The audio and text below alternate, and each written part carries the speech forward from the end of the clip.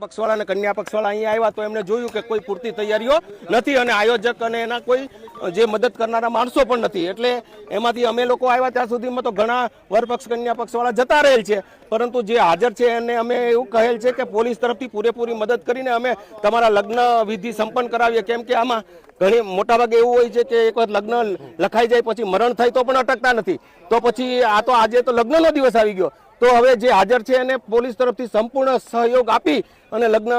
સંપન્ન કરાવવા માટે અમે અહીં આવ્યા છીએ. તો અમે જસ્ટ અહીંયા આવ્યા છીએ, તો અમારી પહેલી પ્રાયોરિટી એ છે કે કોઈ જતા ના રહે અને જેને લગ્ન કરાવવા છે એના લગ્ન અમે પહેલા પૂરા કરાવીએ. છે 2-3 કપલ છે અને બીજાને પણ જેમને